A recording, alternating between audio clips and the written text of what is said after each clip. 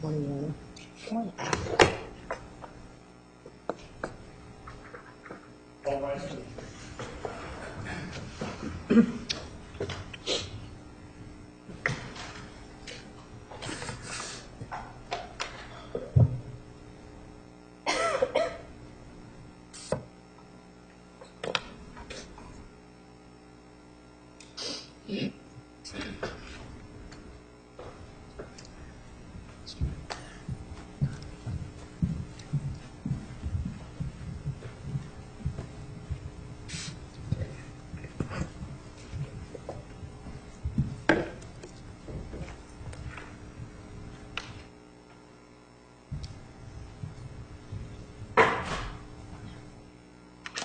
Good morning. Please be seated. Record will show the presence of the jury, the defendant, and all counsel. Ladies and gentlemen, did any of you read, see, or hear anything about this case in the media since you were here last week? I see no hands. Did anyone attempt to speak to any of you about this case? I see no hands. Did you speak to anyone else about this case? I see no hands. Did any of you do any research about this case? I see no hands. All right, Dr. Fonseca, you are still under oath. Do you understand? Yes, Your Honor. Normy, you may continue with redirect. Thank you, Your Honor.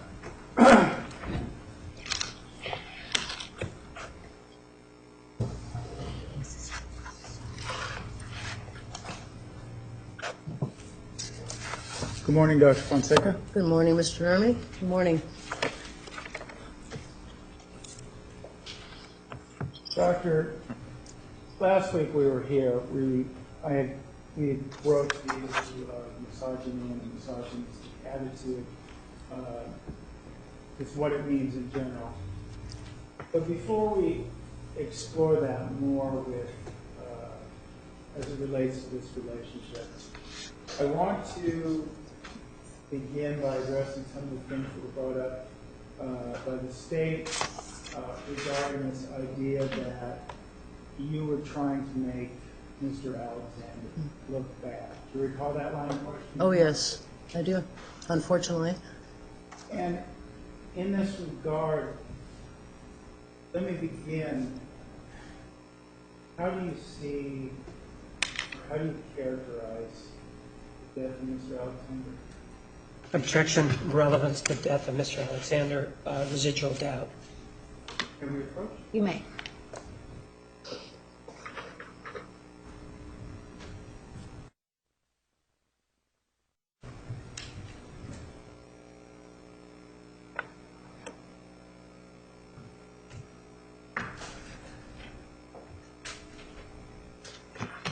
Doctor, let me ask it another way. Are you here in any way to say that Travis Alexander was this horrible, monstrous person? Absolutely not. What I was hired to do is to look at the dynamics of this relationship. I looked at pieces of this that other people looked at but came away with a different impression. I didn't come here to make him look horrible, to justify a killing, to excuse a killing. I came here to understand the just talking dynamics. about the killing. Sustained. Well, let me ask you this then. Are you here to say that, Mr. Alexander deserved what he got for? Objection, again, goes to that issue that we discussed about talking about the killing. Approach, yes, approach.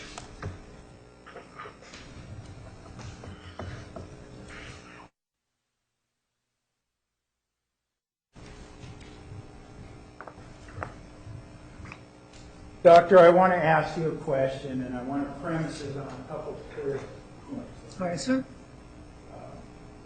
One of those being the reality that you spoke about earlier. You weren't there on June 4th, 2000. Absolutely not. I was not there. And you don't know what happened in that bathroom, in that bedroom, specifically related to the killing. I do not know. I was not there. My question for you, and I'm going to ask for a yes or no answer if you can provide me one, is based on your analysis of the relationship and everything that they've been through together.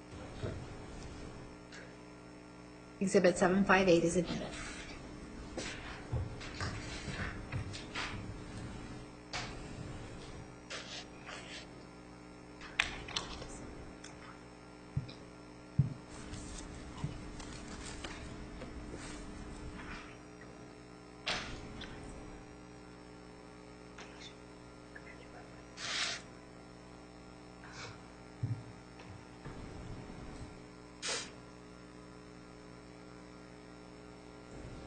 And Doctor, the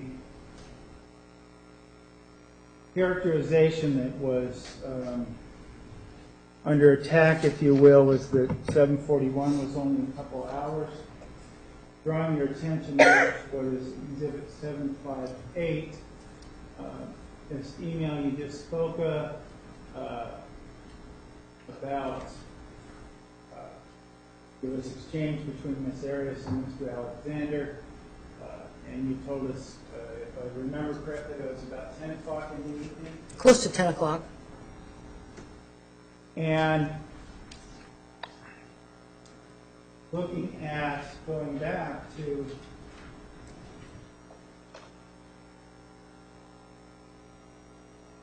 Exhibit 741, we have 4:49 a.m. Looks like a lot more longer than 2 hours, huh? Yeah, and in fact, if I'm doing my math correctly, it looks a heck of a lot longer than 5 hours. Do you agree? It does. I obviously underestimated. It was actually 6 hours, not 2 hours as it was purported to be, or 5 hours, like I said. It was, in fact, a 6-hour rant that Mr. Alexander had with Ms. Arias. Now, as it relates to this time estimation, in terms of the rant, why, Doctor, is it that you're comfortable, if you will, attributing this email as the beginning of a quote-unquote rant? Can you explain that to us?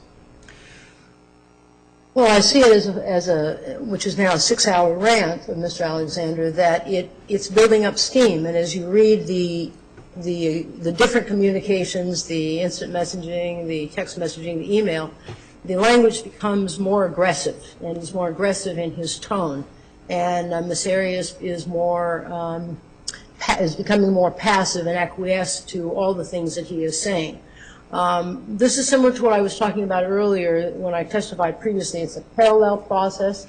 The steam is building up. They both have different things going on simultaneously for different reasons, stressors for different reasons, notable stressors for different reasons. For Mr. Alexander, it's a number of things. For Ms. Arias, it's also a number of things. But they're interweaving together with this death in the background of both simultaneously and at different times talking about killing themselves. Mr. Alexander more articulate with that in terms of how he would do it. Talked about a noose, talked about a gun. Beyond the scope of the... Sustained. Well, Doctor, let's talk about some of this content, if you will, or the discourse that happened on May 26th, inclusive of this, what we're calling now 6-hour rant that hasn't been discussed before. If I may approach, Your Honor? You may. For God's sake, I'm going to show you what has been marked as exhibit number 440. Without going into the substance of what you read, I'd like you to take a look and advise us, if you can, what is the contained in exhibit 440. This is a document that's approximately 132 pages in length, and it's between Ms. Arias and Mr. Alexander. And these text messages between the two of them, is that something you reviewed and considered in formulating your opinion? I did. Your Honor, the defense would move to admit exhibit number 440. Objection beyond the scope. Relevant. Approach.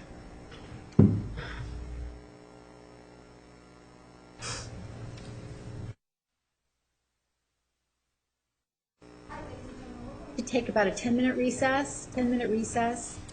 So please, don't stray too far. We think 10 minutes. We really mean 10 minutes. So we'll see you back here in 10 minutes. Please remember the admonition. All right.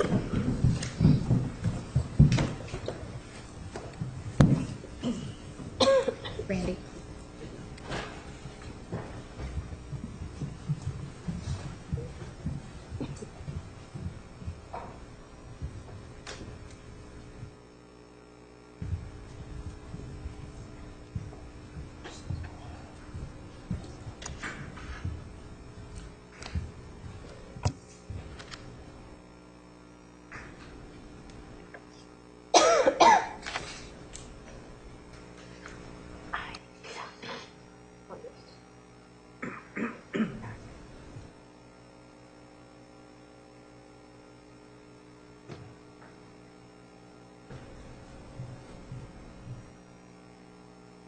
All rise for the jury.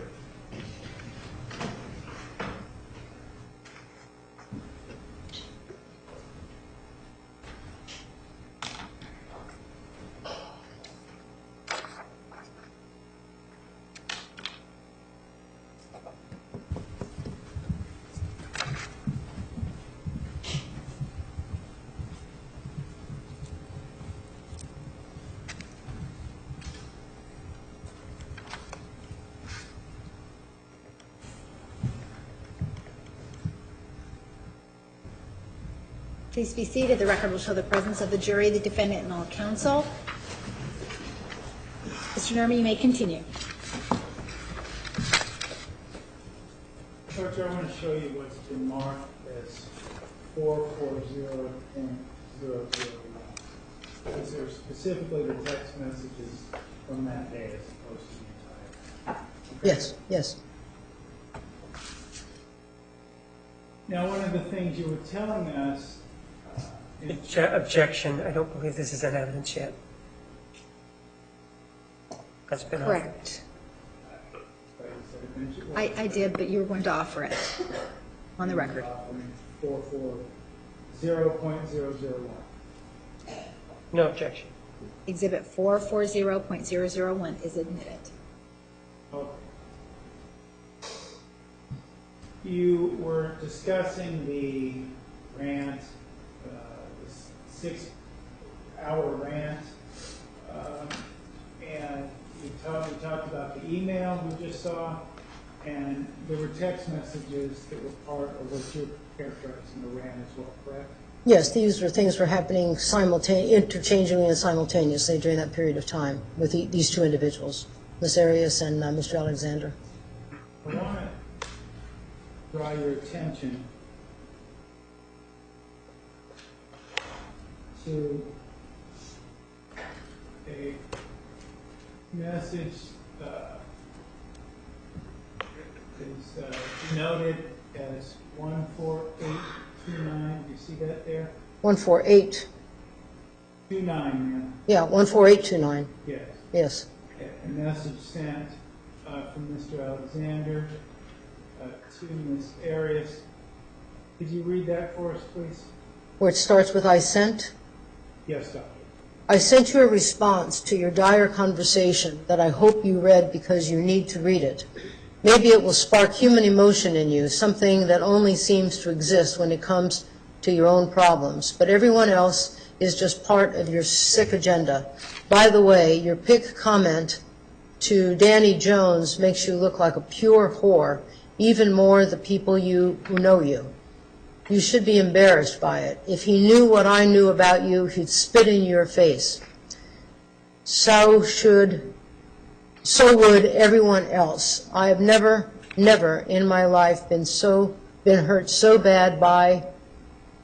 You need to move it up, Mr. Nurmi. Oh, my apologies. Not a problem. So would everyone else. I have never in my life been hurt so bad by someone. But why do I even say it? Because you don't care. It doesn't serve your evilness. You want me to go on, sir?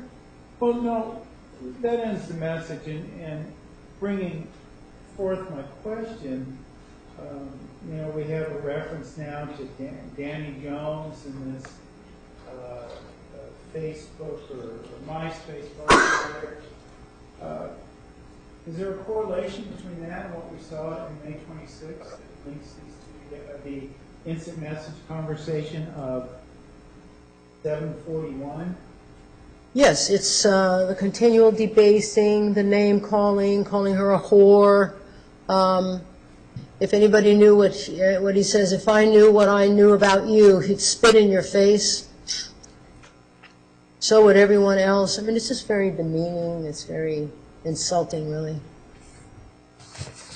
So this kind of correlation, if you will, is why you felt comfortable on direct talking about this being a quote-unquote grant. Objection leading. Sustained. Why were you comfortable then including this as part of what you described as a grant? Because it's part of the dialogue. It shows that interactional pattern between these two individuals. It shows that he was really accelerated and her acquiescing to the debasing. I felt it was important. It was a 5-hour. That's a lot of time to be just constantly angry. It takes a lot of energy to do that, a lot of stamina. Remember, Mr. Alexander was described as having a lot of stamina, a lot of energy.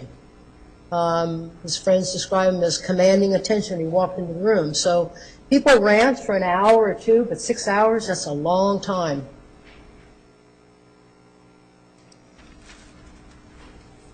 Doctor, going to this further idea about trying to make Mr. Alexander look bad, and in this regard, we also talked about, we were queried about different sexual proclivities or unusual sexual practices he might have, as well as who may or may not have been using whom for sex. Do you recall being asked about that? Yes. I'd like to begin, Doctor, if we could then, talking about, in general terms, why do we need to explore Mr. Alexander's sexual proclivities or the sexual aspects of this relationship at all? Because we're talking about his relationship with Miss Arias. If we just look at one side, we don't see that dynamic. There was a dynamic that was going on here between these two individuals. As I said last week, we can focus on the sex tape, we can focus on particular sexual behaviors, but that doesn't speak to the dynamics that was going on between these two individuals. I didn't come here to make anybody look good or anybody look bad. I came here to look at the dynamics of these two individuals. What happened here? What accelerated and then suddenly exploded? I wasn't there that day. No doubt suddenly exploded. Overruled. So I was just to look at the dynamics of what was going on between these two individuals. If we didn't look at the sexual proclivities of Mr. Alexander, and Mr. Alexander spoke to me like he speaks to Mr. Martinez, but the piece that Mr. Alexander spoke to me about was... Sustained. Sustained. Next question, Mr. Can you continue, Doctor, how this speaks to you? Objection, lack of foundation. Rephrase. How the words of Mr. Alexander speak to you? They speak to me in the terms of look Objection, at... lack of foundation. It could be. We may approach. Yes, you may approach.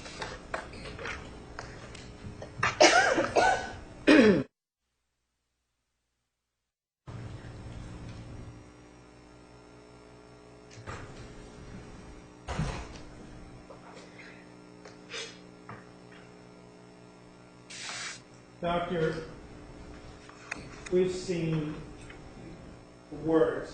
We've read the words, what he calls her whore, slut, three-hole wonder, right? Carcass. Carcass.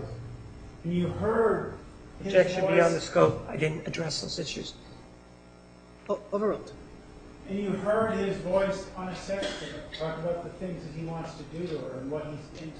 And what he felt guilty about. And we have his words as well in emails, text messages, instant messages, right? Oh, yes.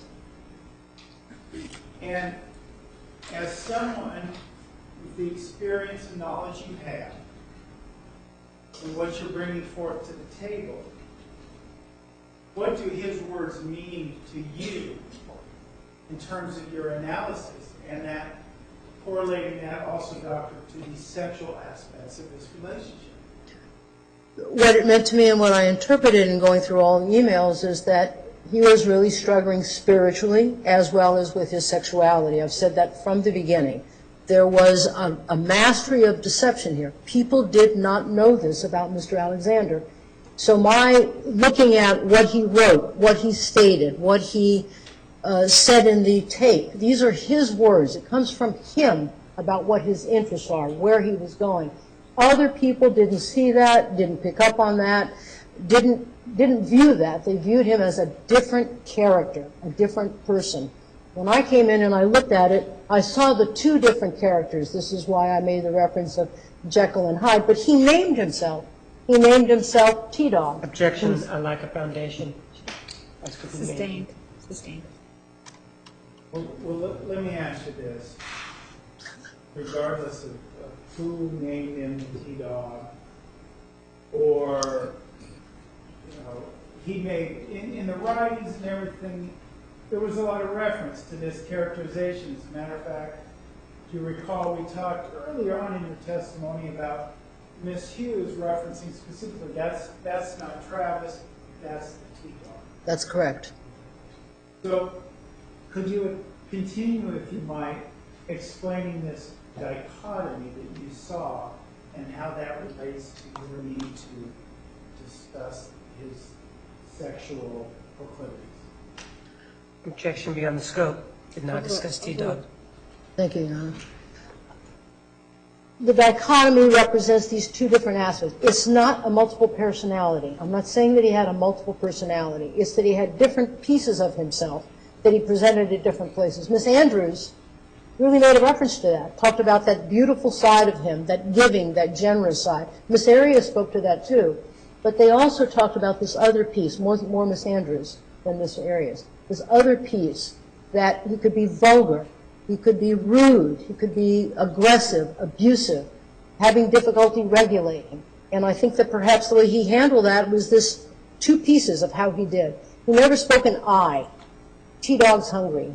T-Dog's tired. Mr. Alexander this, Mr. Alexander that. It's rare that he said I, that he owned it I. It was more putting a distance. But it wasn't him. It was T-Dog is hungry. Mr. Alexander is this.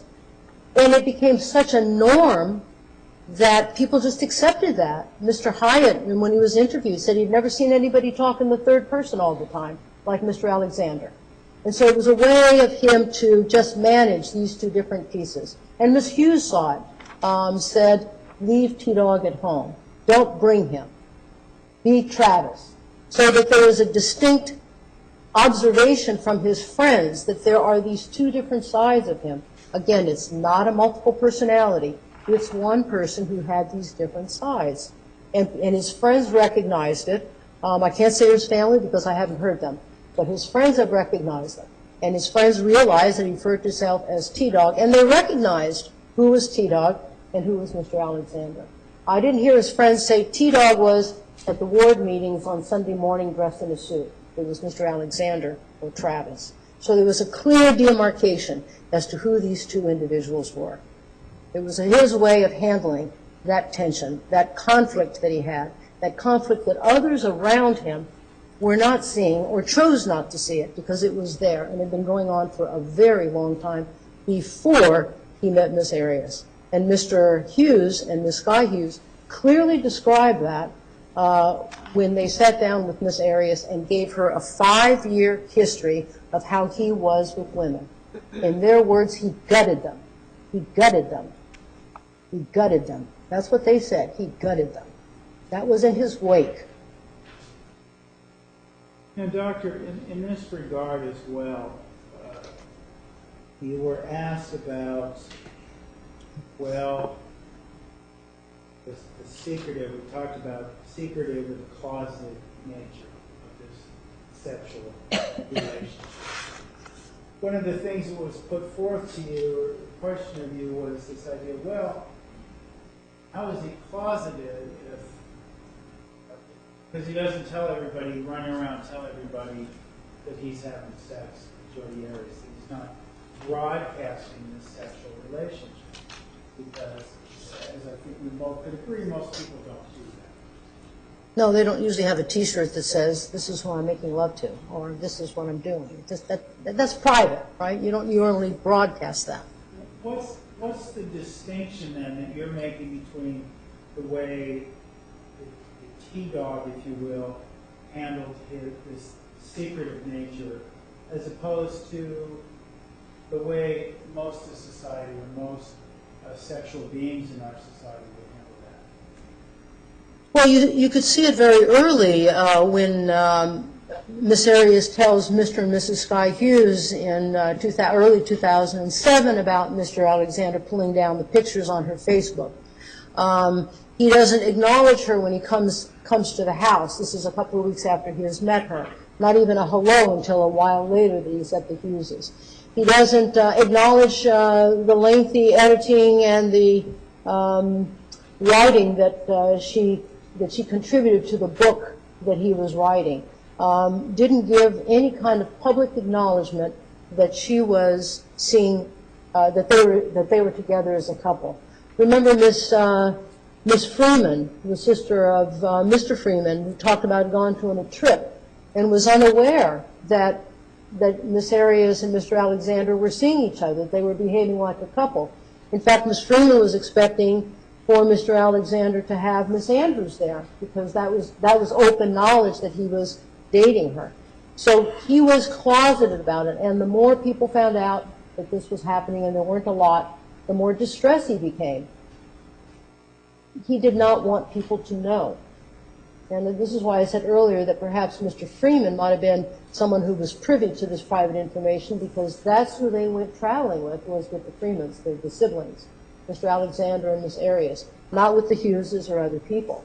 So it was really the Freemans that really knew more, and Miss Freeman, who saw that dichotomy where she described how different Mr. Alexander was when he was with Miss Arias and how different he was with Miss Andrews. And out in the world, in the public world, she was surprised and turned to her brother and asked. And he just said it's complicated, I think was his response. Well, do me a favor then as well, because I want to contrast this with Miss Arias. You were queried about whether or not, she didn't broadcast her sex life either. Maybe she's a mistress of deception. Paraphrasing, of course. Did you recall that question? Yes. How is this different? What Mr. Alexander and or the T-Dog's doing versus Miss Arias' choice not to discuss their sex life? Well, I think initially she wanted to discuss that she was with him, putting up pictures on her Facebook, and then he takes them down. I think she had said at different times in journal entries and an email that she wanted to tell people that she was with him. In the conversations with the Hughes, she mentions about... Section non-responsive to sex life. Well, are we talking about a difference between, for example, maybe it might be advantageous to go back and talk about broadcasting a sex life versus openness of the relationship. Would that be a fair contrast? Okay, I'm not sure where you're going, but Well, I'll follow. you know, the question was, so they're not publicly discussing their sex life, that somehow it's secret. But what I guess I'm asking, maybe inartfully, is this idea that, we still might hold hands with the person, we still might go in public with the person, we still might say they're your girlfriend. And that's what I'm trying to demonstrate. We're not talking about sex acts or clips of orgasms on tape needing to be broadcast in order for this kind of public acknowledgement. Is that correct? Yes, there was no... It didn't seem to be approving of Mr. Alexander to be demonstrative of things that couples generally show to the public, to arm around, hand hold. Section lack of foundation before or after they were dating. This brings up this question, Doctor, and I think it's a fair one. You were queried about, well, Doctor, geez, you don't know what you're talking about because you don't know whether this relationship started February 2nd or February 3rd, or February 7th or February 8th, right? Yes. Yes. Does that date matter to you when they became a couple? It doesn't matter to me when it came a couple, but it mattered in terms of trying to dissect what people were talking about when they actually dated. Miss Arias was asking for that. He didn't want to give it to her because that would have officiated. That would have made it public. And I was looking for that in the emails when she asked for that. I was looking to see how did he respond to that, Mr. Alexander. He never really responded. It was just sort of, he didn't want to really give a date for that because that would officiate, that would make it official, that would be out there. We've been dating since such. That means anniversary time. We get together and we're going to celebrate a year of being together, or 2 years, or whatever the time period is. So in the sense of, I didn't care when they started dating, but I wanted to see what was in the record where Miss Arias has been asking now. They've been in contact since September of '06. It is in February of '07. She's asking, when are we officially dating? And they've been having interactions and sexual encounters at that time. He didn't want to answer that. So I think she took it upon herself and said it was February. But I guess my point is, Doctor, that these two, regardless of the label they apply to it,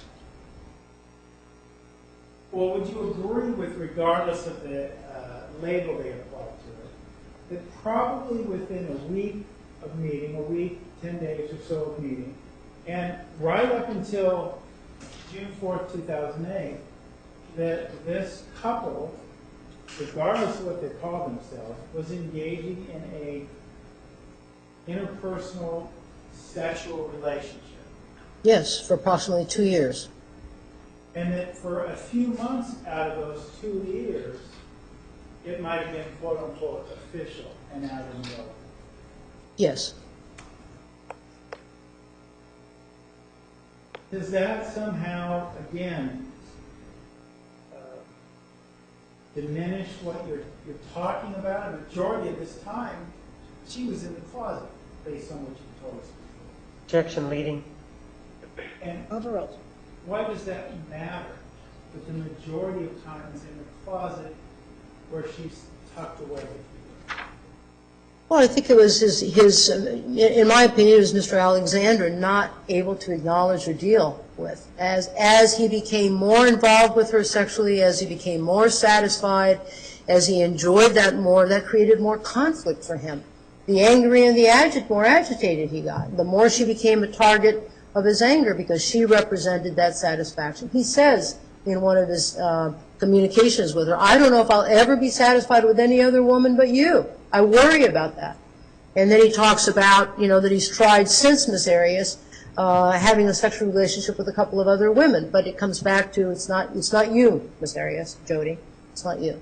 So the more he became in touch with his sexuality, the more conflict that created because he knew that he was violating the tenets of the church. He knew that. And he had already talked to the bishop 2 times before that with regard to that. And Miss Arias spoke in one of her journals or one of the communications about how they had talked about this, how they had prayed about this, how they had subsided in any kind of sexual contact, and then they started back up again.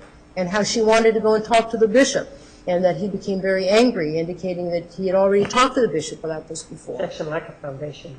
Date. Sustained. Well, let me ask you this. Let me go back to one of my original questions.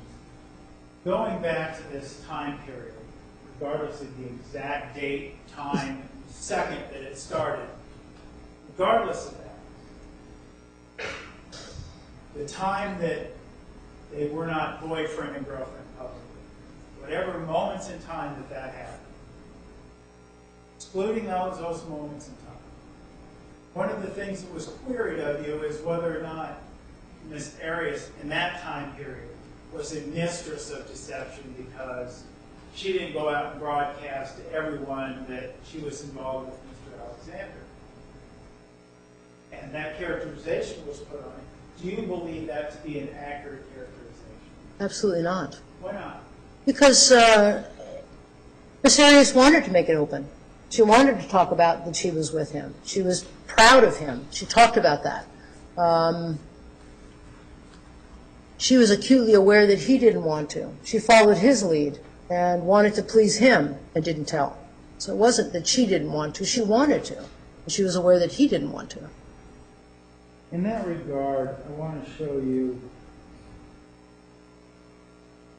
in terms of discussing the causative nature, Exhibit 406.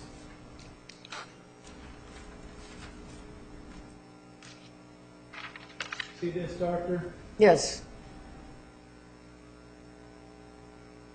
And it appears, well, could you tell us the date of that email? This is an email from Miss Arias to Mr. Alexander David, Friday the 16th, 2008. And I want to, have you reviewed this email? Yes. What I want to do is talk to you a little bit about the content of this email. And maybe, if I could, before we ask those questions, if you could just simply be so kind as to read the content for us. Okay. Starting Starting with hey there. How about that? Hey there, I feel like sharing this with you. After all, you are my friend. It's been a bit of a sore subject for both of us in the past, and sometimes it feels like it continues to be, but I hope you'll understand where I'm coming from. I really hope you can stretch your mind and heart for this and put yourself in my shoes for the moment. I'm not saying you have to stay there, nor do you have to agree with me, but I think if you could give it an honest and sincere effort, you will surely understand the way I feel and why it is I sometimes feel this way. Which is this in evidence? Yes, Your Honor. All right. Okay. The record was admitted on 2/13 and 13. And I'm sorry, Doctor, I forget where you were. So. I'm right at where it says, I know the tone of an email. Okay. I know the tone of an email or text message can sometimes be ambiguous since the receiver is only interpreting what the tone of the sender would be if it were spoken. So please know that the spirit in which I send this is that of love, camaraderie, amistad, and friendship. Here goes. I realize after further introspection why it is that I asked you to give me a little mention in your next post as credit for the task of editing and grammar and typing the lengthy thing out. Partly it is obvious. You gave your friend Katie a mention, and that was just for the intro. Logically, I am your friend too. Your first chapter is at length much longer, and so being a human that I am, it would make me feel good to have a little recognition thrown my way. But it goes deeper than that. I know I should be over this by now, and on most levels I am, really. But I feel that I never got the proper quote-unquote credit or recognition I deserved as your girlfriend. You say it is because you're a private person. You say it was because of Deanna. You say it was because you were rather attached to the reputation of being a single, eligible bachelor. I understand all that. I really do. And that's okay, hon. I don't harbor bad feelings over any of that stuff. I'm serious. You may be asking yourself, why then the lengthy email detailing all of this if that is in fact the case? Well, it's a good thing this is in quote-unquote writing, because if that is your question, it has already been answered in the first paragraph of this email. Refer back to it if you wish. But my cry for a little recognition comes from a place within me that feels it was never adequately gratified in that it thirst to be validated, not just as some girlfriend that you associated with, but as your girlfriend. I wasn't asking you to give me credit for all of your greatness. No. If I had anything to do with that then it was only a very tiny part of it all. Though I was beginning to wonder if you were going to be the type to subscribe to the philosophy that behind every great man, there is a great woman. I think that philosophy is a two-way street, by the way.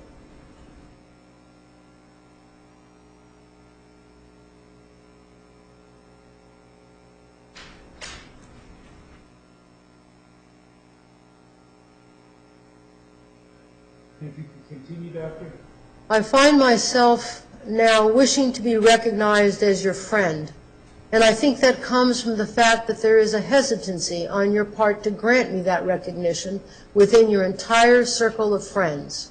I'm going to digress a bit, but I'm going to try to tie it all together.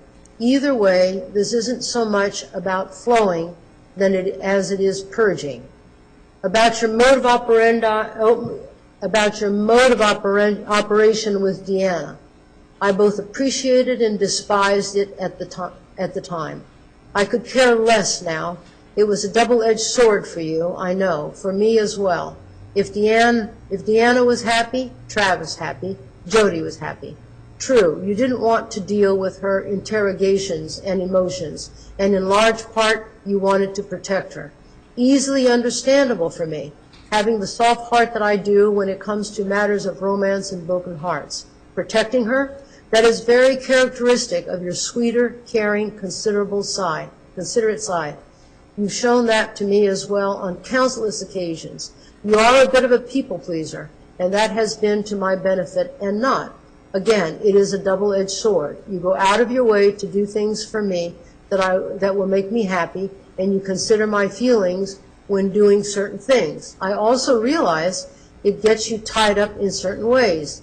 This incident about your blog, namely, where you don't even want to give my name a mention because of an unwelcome crap and comments that you receive by your friends, Chris and Sky Hughes. So there's a bit of a people-pleasing going on, it seems, with more of your friendships beyond just the spectrum of ours.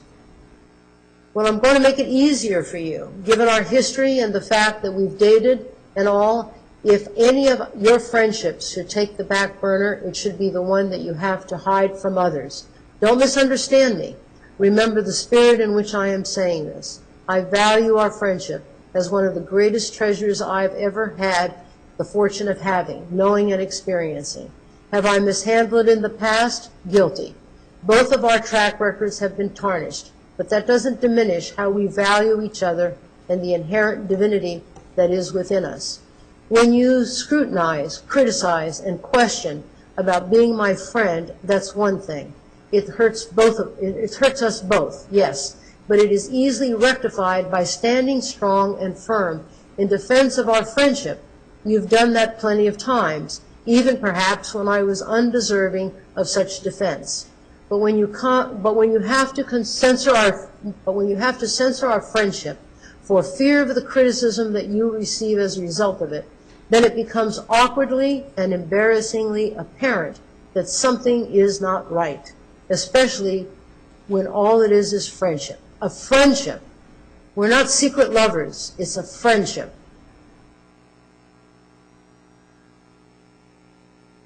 I am proud to call you my friend. I am brag about you to whoever will listen. I promote you, speak highly of you, and give you all the accolades you've ever deserved any chance I get. I've never had to hide our friendship from anyone, never. I would publish it in major newspapers nationwide and broadcast it on syndicated radio and national television. You see, I have no shame of being your friend, and if anyone ever tried to guilt me, judge me, criticize me, harass me, or otherwise give me an ounce of crap over it, I would put them in their place so fast that they would never think to open their mouths about the subject again. I'm not saying that you should feel or do the same thing, because I am your friend first, and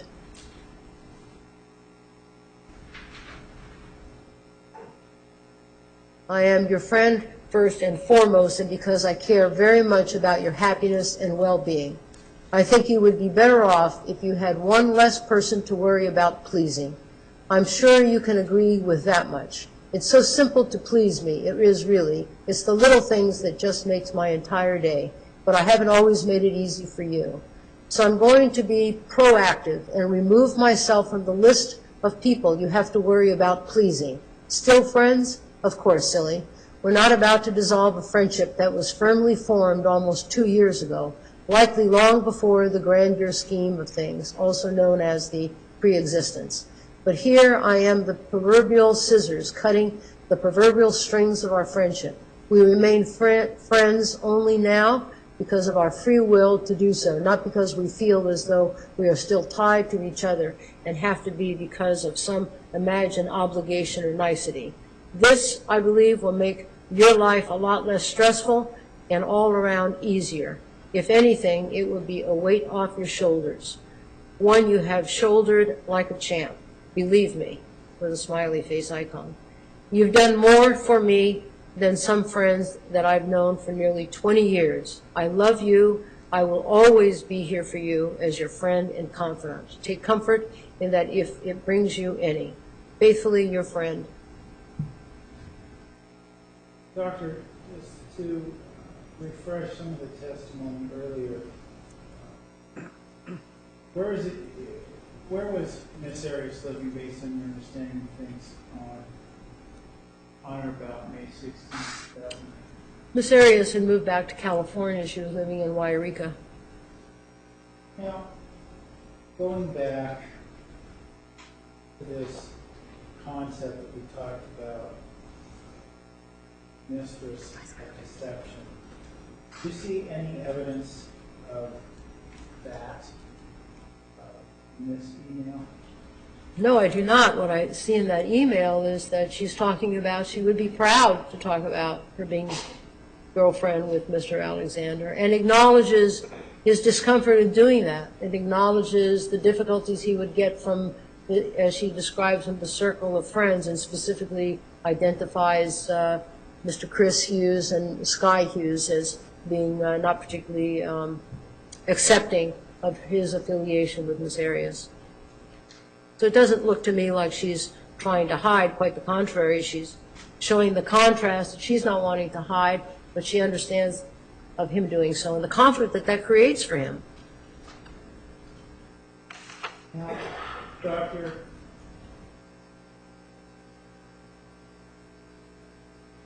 we also talked about a term, you asked a lot about suffering silence, one of the concepts that you put forward. You Yes. recall being asked about that? Yes. What I want to do, I guess, and is just define our terms. Okay. What is suffering? Is there any more than the common definition? What does suffering mean? Suffering is feeling pain, discomfort,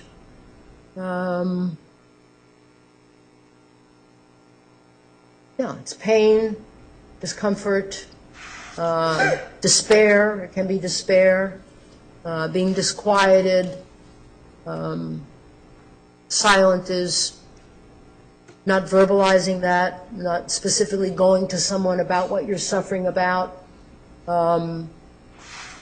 taking efforts to keep it quiet, not using an opportunity to talk about it, keeping it silent.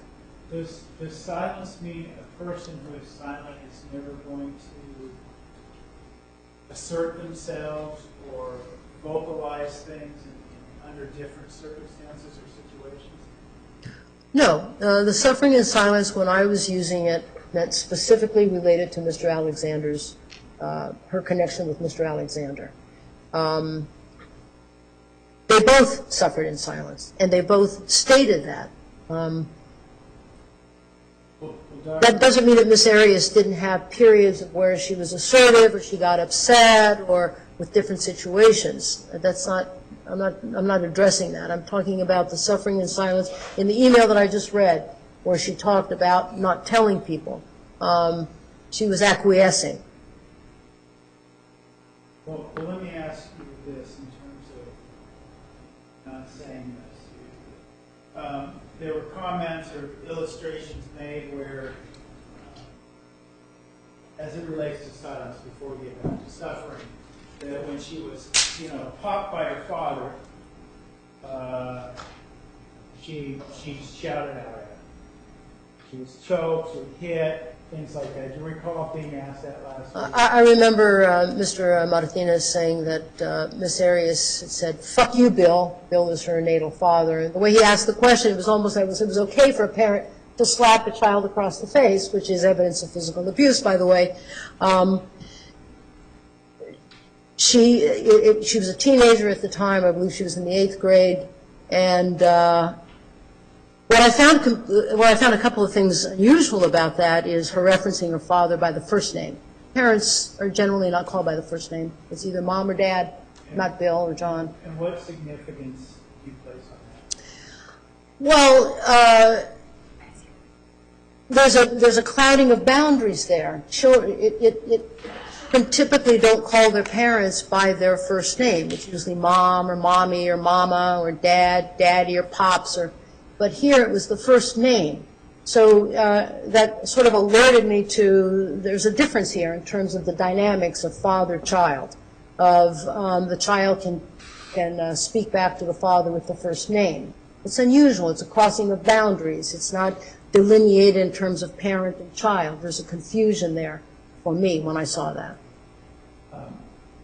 Does it exemplify anything particular for you, or just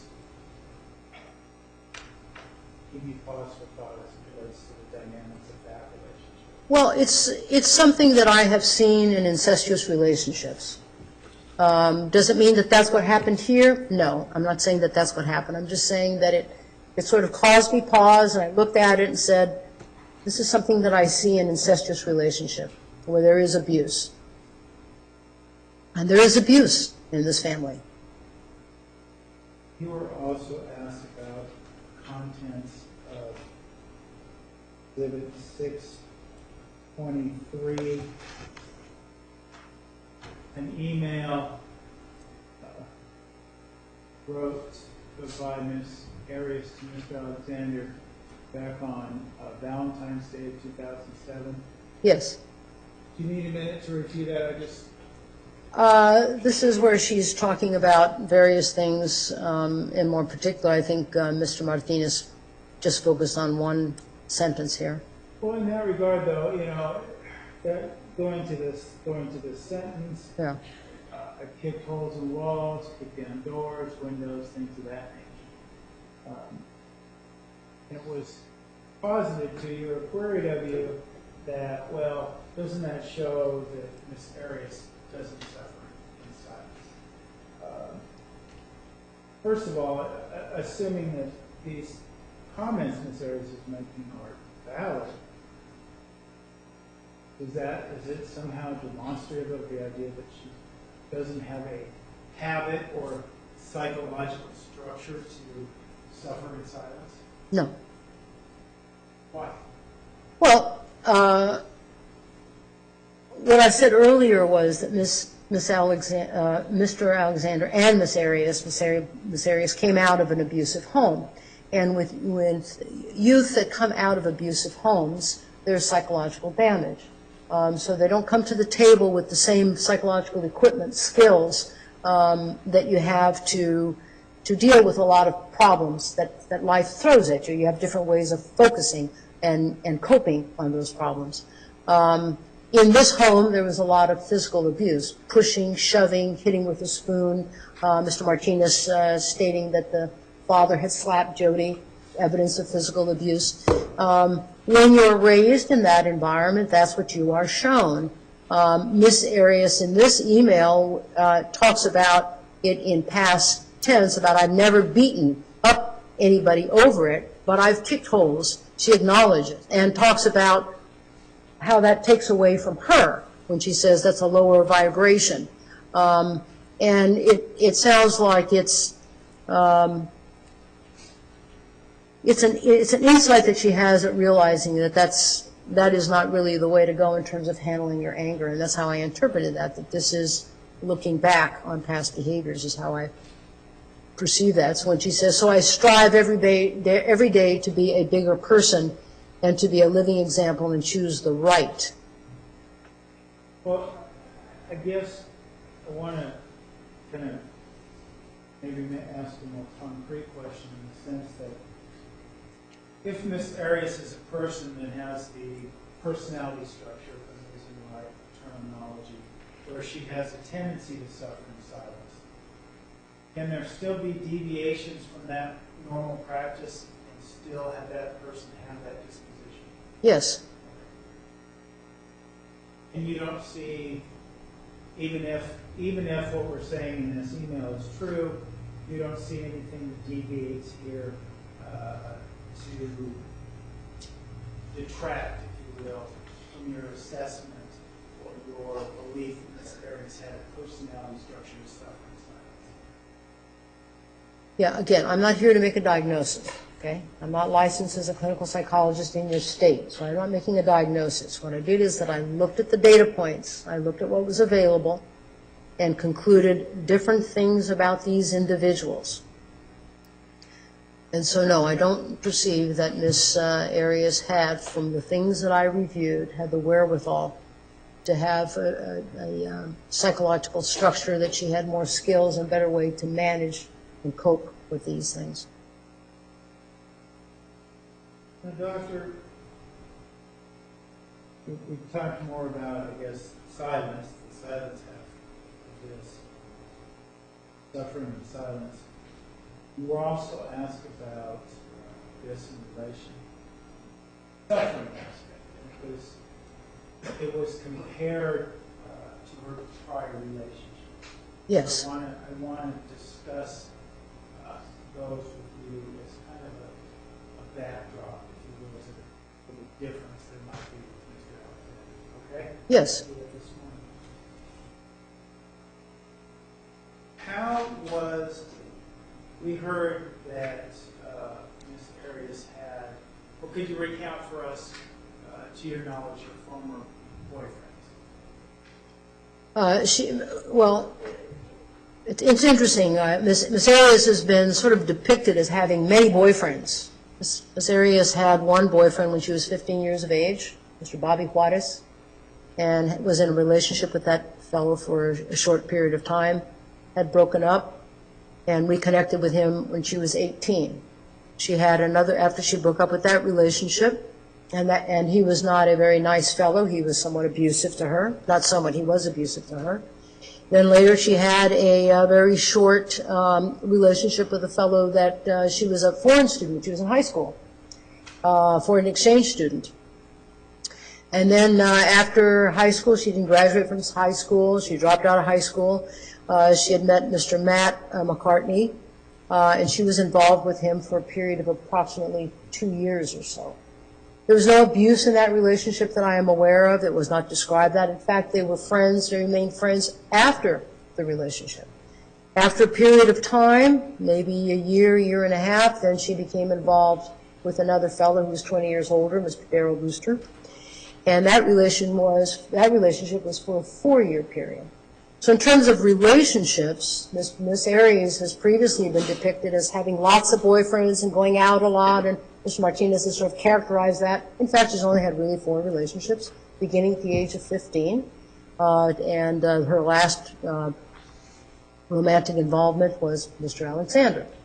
So she didn't have a series of relationships as described. And when they terminated, she ended up being friends with these people. They wanted to help her. There wasn't abusive, there was no physical abuse. It wasn't characterized that way. Those relationships were not characterized that way.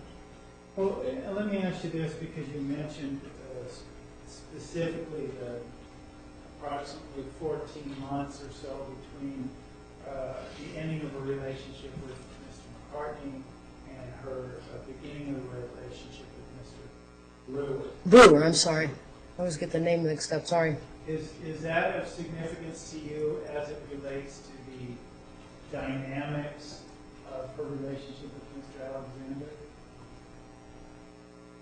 I'm not sure. What I see is that she had a significant period in between relationships. Mr. Alexander had typically less than 30 days in between connecting with people. Well, let me ask you this, and I know you're not here to analyze Arias or provide any sort of diagnosis. But as it relates to when Miss Arias and Mr. Alexander met in September of 2006, did Miss Arias come into this relationship with someone that could absolutely, through evidence that she's the kind of person who could actually absolutely just not live without a boyfriend, could not function, had to have one? No, that was not the impression that she gave. I mean, she had long periods of time where she didn't have a boyfriend. Now, as it relates to these relationships, and you mentioned the two boyfriends that she maintained a friendship after that relationship. Does that tell you, and we just, as a matter of fact, we just saw an email moments ago, May of 2008, where she's talking about her friendship with Mr. Alexander. But I guess moving back to 2006, my question relates to, as it relates to her former boyfriends, this woman that Mr. Alexander met. Does her friendship with her former boyfriends tell you something about the kind of person she is in the relationship with Mr. Alexander? Yeah, she keeps those relationships. They're important. She keeps those relationships going. It may not be romantic, but it's important platonically. And these two men independently have been very supportive of her. And what does that mean to you, if you will, as opposed to, for example, as opposed to a disposition, or how someone functions, how she functioned in a relationship with Mr. Alexander?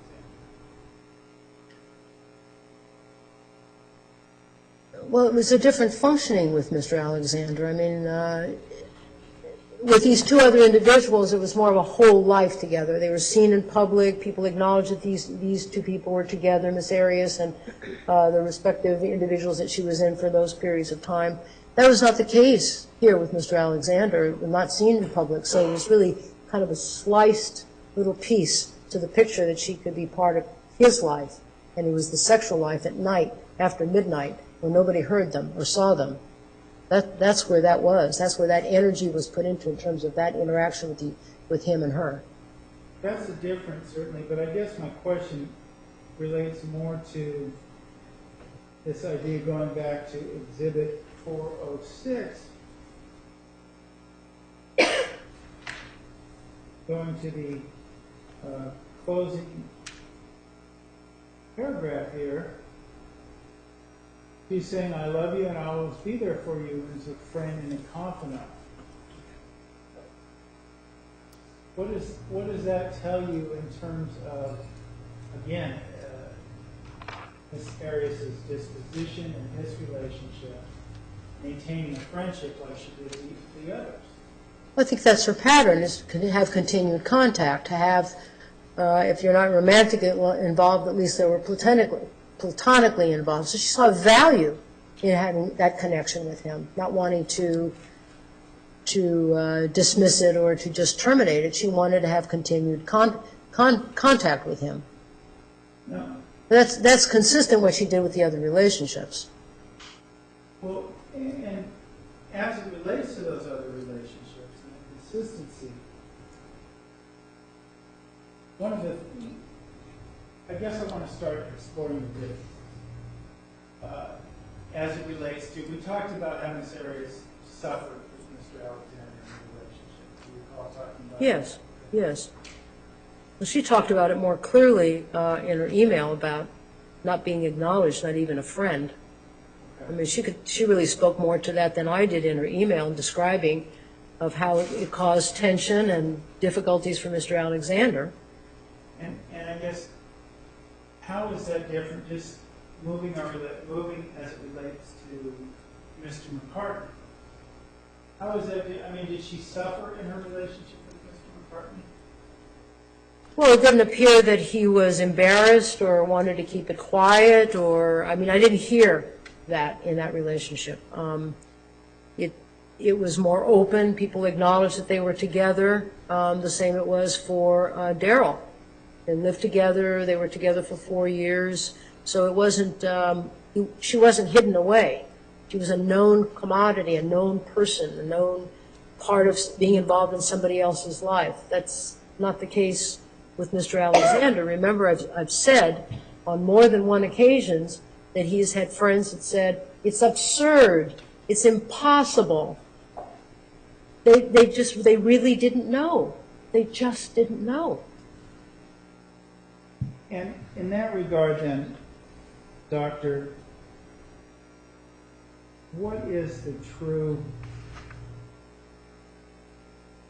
it might be a big question. Might be. What is the suffering that Miss Arias experienced in a relationship with Mr. Alexander that was different than these other two relationships? Is it just the closeting, or is it more? Well, it's not being acknowledged. It's being snuffed out. It's not being acknowledged. You don't exist. You don't have a name. You don't have a face. You're not anybody except a piece of flesh. You're like a whore. That's all you're good for. After midnight, I'll call you. And that's it. And we don't talk about that. And so I think Miss Guy Hughes said to her, or said to Mr. Alexander. Sustained. Well, let's talk about this idea.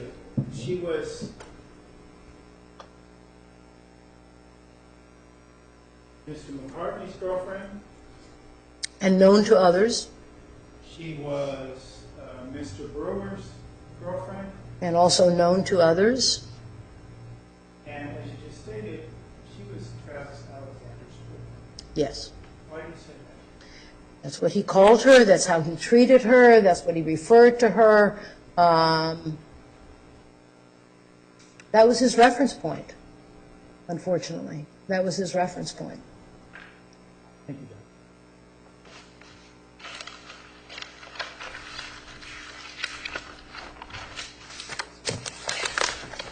Mr. Martinez? Ma'am, I want to talk to you about Exhibit 440.001, which is this one that is the text messages. You see that? Good morning, Mr. Martinez. Yes, I do. And Could I see the exhibit number again, please? sure. Yes, thank you. And it does say on the second page. Why don't you read, starting right here, his message to her? Objection, Your Honor. May we approach? Yes.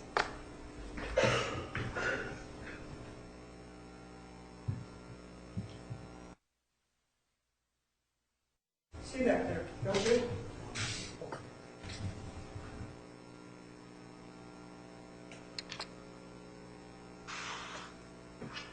See that on May 26th at 9:11 in the morning, right? It says 5:26, 9:11 in the morning. That's correct. Read that to me. What does it say? It says, I don't want your apology. I want you to understand what I think of you. I want you to understand how evil I think you are. You are the worst thing that ever happened to me. And ma'am, the time that's on there, it's 9:11 in the morning, isn't it?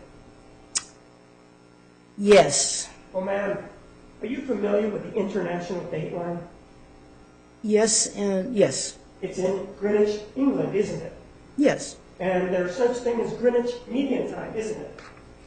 Yes. Isn't it true that the time that we're talking about with these text messages is Greenwich Median Time, not Arizona time? Well, I have to tell you that I'm Yes or not... no? Do you know that? Objection. Honor, I- Bring the witness, Your Honor. Overruled. Let me answer the question. Thank you, Your Honor. I appreciate that. I'd have to tell you that, Mr. Martinez, that I had questions about the times and the dates on this, so I can't tell you exactly which time period that is, other than there was 7 hours difference and that there was a period of time that was going on here that is questionable. So, for example, if we take a look at 5:26:08, we're not really looking at a conversation that took place at 9 o'clock in the morning, are we?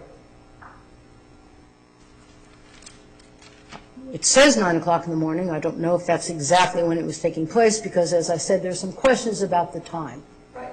But do you know whether or not these were Greenwich Median Time is what I'm asking you, yes or no?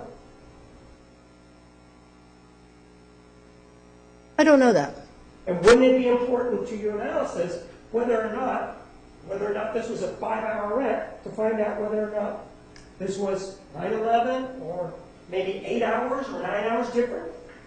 Well, Mr. Martinez, according to you, it was only 2 hours. I think it was longer than that, Mr. Martinez. It was longer than a 2 hour. I understand, Mr. If Martinez. you understand my question, then answer it. I think I did. And wouldn't it be important to know the actual time? If you're talking about a 5-hour rent, the actual time. Yes, it's important to know more or less the time, yes, but it's not a 5-hour rent. I believe it was 6 hour. I underestimated it. You say 6-hour rent now. Let's make it whatever. Wouldn't it be important to that to find out, for example, this one right here, 5/26/08, says it's 4 o'clock in the morning, doesn't it? Yes, it does. But again, you don't know if that's the accurate time because you don't know if that's Greenwich Median Time or not, do you? I don't know absolute. That's correct. Wouldn't that be important to know that? To get it pinned down so that we can determine whether or not it's a 5-hour rent as you initially said. Objection, asked and answered, misleading the jury. Overruled. You may answer. I think it's important to know the time. Yes. And you did talk about, when you testified, you did say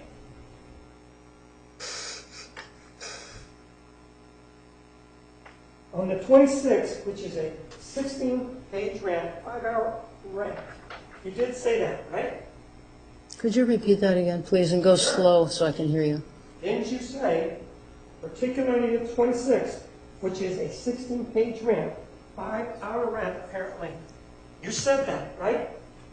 Yes, I think I acknowledge I said that. And when you were saying that, you were talking about Exhibit 741, weren't you? Objection beyond the scope. Overruled. When I was making Yes or no? Your Honor, I can't answer yes or no. It would mischaracterize my answer. All right. You do admit that that's what you said when you testified, right? Your Honor, I cannot answer yes or no. It would mischaracterize my response. Okay. You didn't say when you testified on November 20th, 2014, quote, particularly the 26th, which is a 16-page rent, 5-hour rent, apparently. You didn't say that? Your Honor, I have the same response. I think it would mischaracterize my response. All right. So you're saying you didn't say that then? Objection, asked and answered, argumentative, mischaracterizing the evidence yet again. Overruled. You may answer yes or no. Same response, Your Honor? All right. Thank you. If I may mark it then? Yes.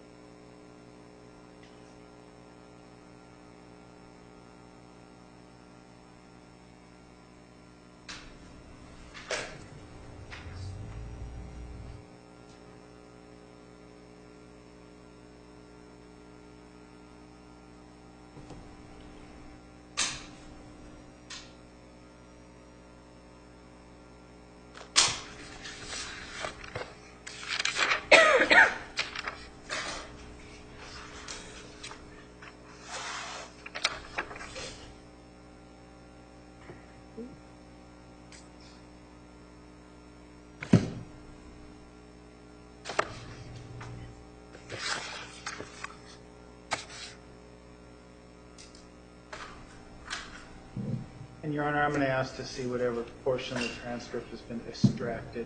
Yes.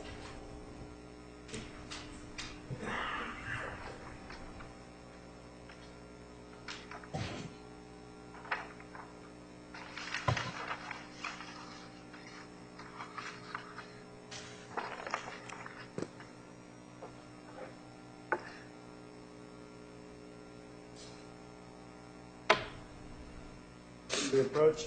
You may.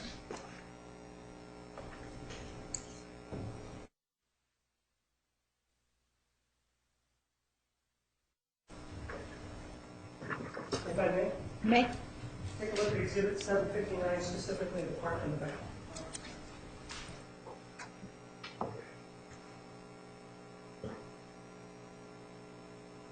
Take a look at Exhibit 759, specifically the part in the back.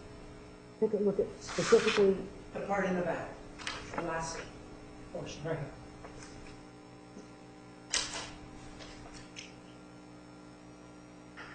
this piece of paper. Yes, ma'am.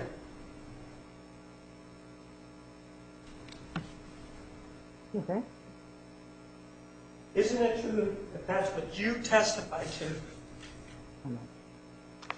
Yes or no? Your Honor, I cannot answer either yes or no. I really don't know where this came from or what the reference point, and I can't respond to that, I'm sorry. The gentleman for the omission of Exhibit 759. Object, Your Honor, she hasn't said she doesn't understand what this little sliver of paper is. Approach, please. Recall saying it.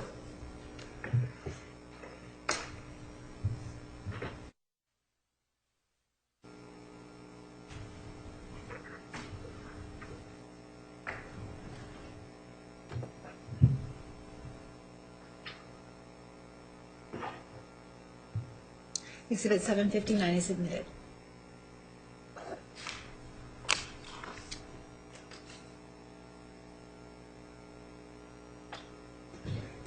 Take a look at the first page, first of all. See the date on there, don't you? It's November 20th, 2014, correct? I do. And it says trial date number 20, right? It does. And it does say original reported by Marla F. Arnold, CR, RPR, right? It does. Certified court reporter, correct? That's correct. Next page talks about the appearances of the lawyers, doesn't it? Yes, it does. And the part that's attached to it does indicate, particularly the 26th, which is a 16-page rant, 5-hour rant, apparently, what the record shows. That's what you said, isn't it? That does not tell me that I said it, Mr. Martinez. My name is not anywhere on there. If you could show it to me, that would be great, that the reporter was taking my testimony. But all you showed me was the name of the attorneys and the reporter and the date, but it didn't say who said it. So you're saying that you have no memory of ever saying that?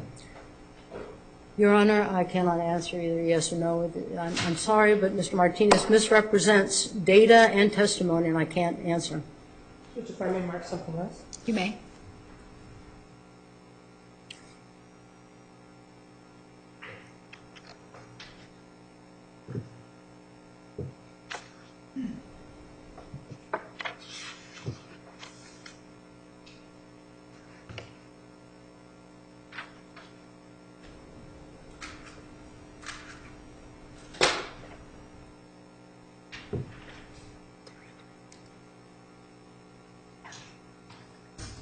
First, Exhibit 759, Thank you. what page is that? It says page 1. Any reason to doubt that? No, it's there. Exhibit 759, what It page is says, that? it says page 2 in appearances, and it has your name there for the state.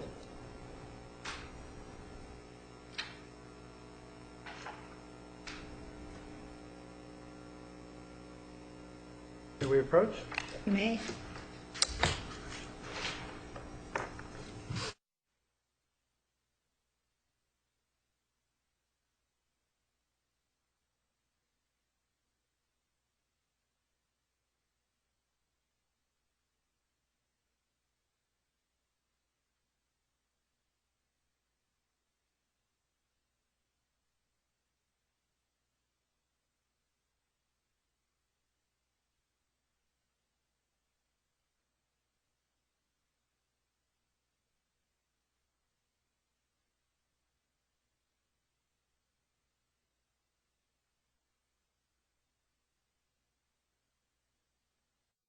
If I may take a look at Exhibit 760.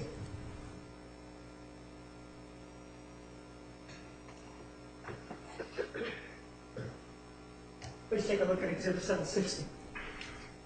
Thank you. That refresh your recollection as to who the person was that was testifying. It's not a matter of recollection, it's a matter that you didn't have anything stated that had my name on it. And you just gave me a sliver and you didn't say who said it. And I'm sorry, Mr. Martinez, but you misrepresent testimony and data, and I need to check it every step of the way. I'm sorry. Your jurors need to be able to Sustained. study you. Sustained. So, does that refresh your recollection? as to- Yes, I see my name on it now. Thank you very much. So, you did say what is on Exhibit 759. Objection mischaracterizes their testimony. Overruled. Can you answer yes or It no? was you, the witness, who said this, right? That's taken out of context. You say it's taken out of context, but those words came out of your mouth, yes or no? Again, Your Honor, I just simply can't answer Mr. Martinez with a yes or no. It mischaracterizes and misrepresents my testimony and what I was making reference to. Unfortunately, it has a habit of doing that.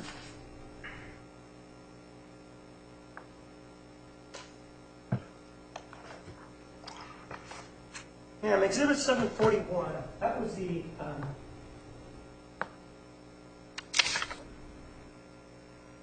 well, let's take a look at Exhibit 758. I'm sorry, I'm confused. Which are you talking about now? 758. Beyond the scope. What's the timing? With regard to the timing of the 5-hour rant, you indicated that this is the start of the 5-hour rant, right? May 28, 2008 at 9:52 p.m., right? No, sir, that's wrong. I did not say that was the start. I just simply quoted what was presented to me to read and said that that may have been the beginning of it. In terms of your characterization of the 5-hour rant, is this at the beginning, the middle, or the end? It's part of it. I don't know if it's the beginning, middle, or the end because I had questions about the time. I don't have any other questions. Mr. Nermy.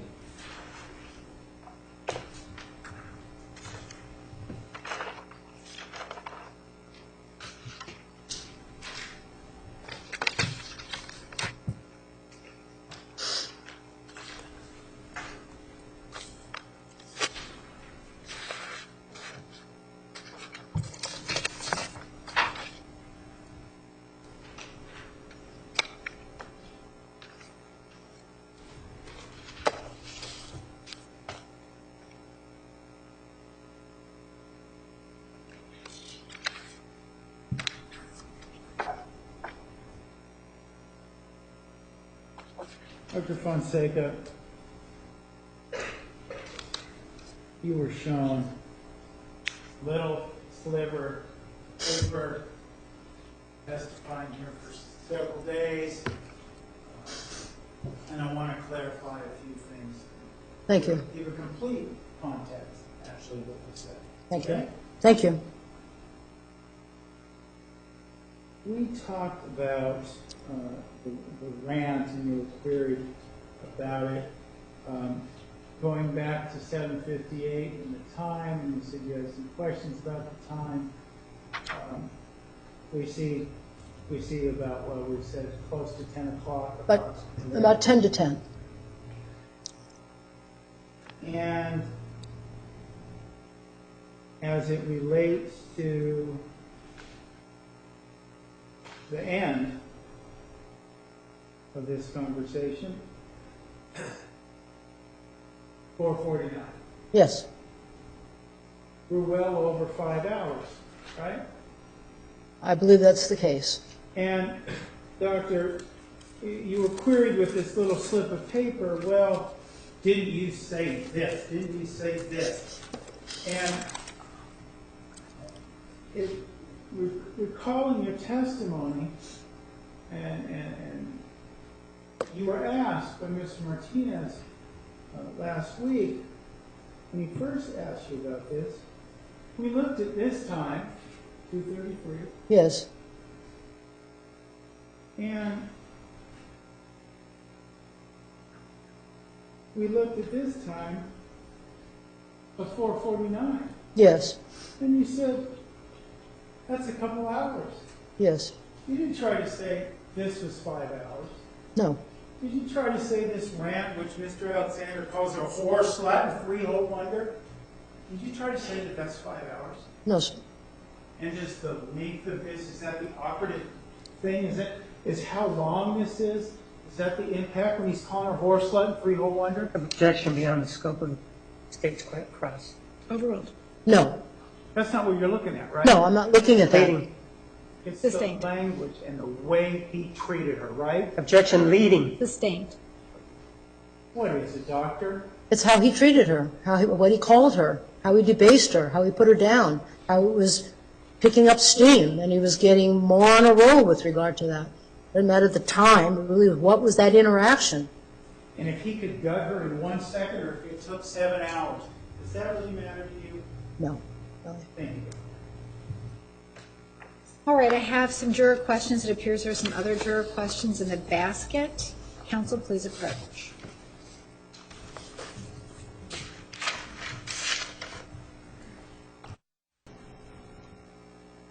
All right, ladies and gentlemen, we're going to take the noon recess at this time. Please be back at 1:25. 1:25, we will start promptly at that time. Please remember the admonition. Have a nice night. All rise for the jury.